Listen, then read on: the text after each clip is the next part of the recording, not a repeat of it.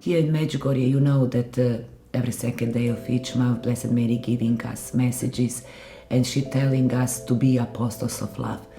Mary Smil is apostles of love.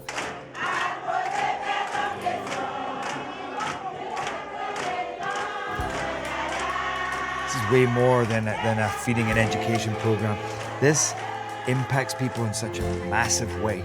A lot of them, they didn't eat at all in a day before they came to school. Now they're motivated to come to school.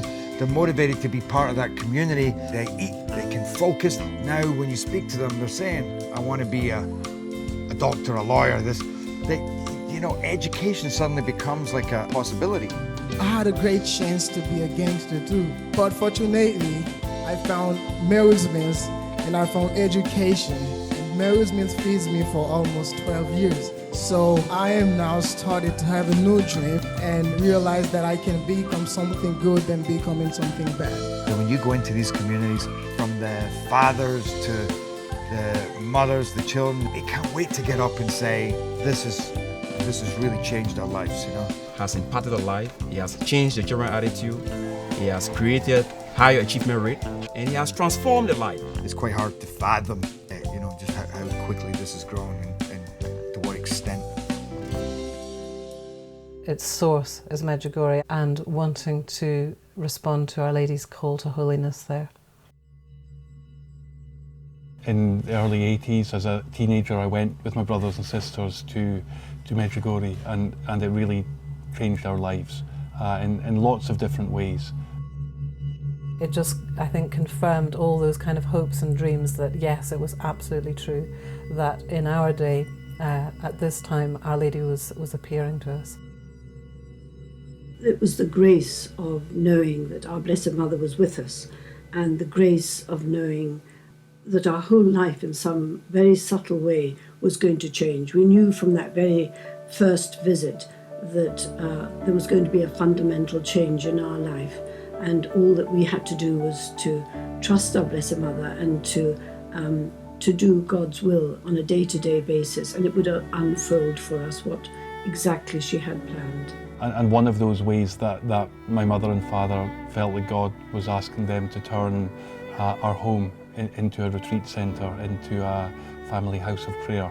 And that was a wonderful thing, a huge gift for us. All these amazing people started to come into our home.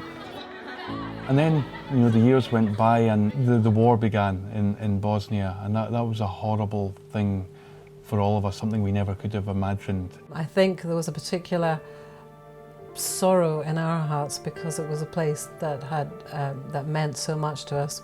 It was where Medjugorje was. I think we began to realise the enormity, perhaps, of Our Lady's plan here.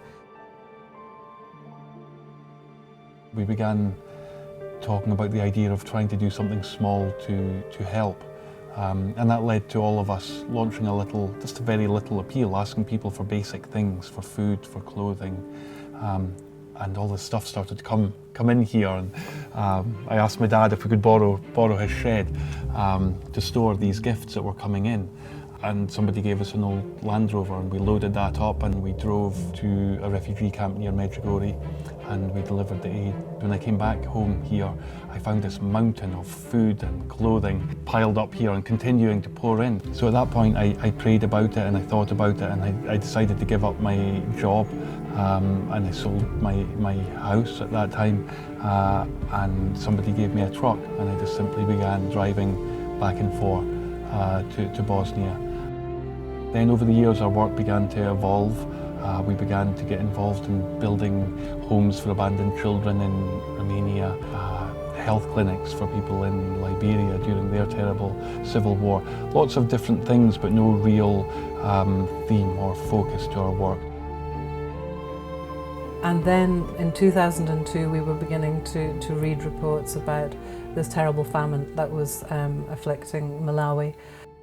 And we went to Malawi for the first time that year, and I met a family in one of the villages. The mother of the family was dying, and her husband had already died.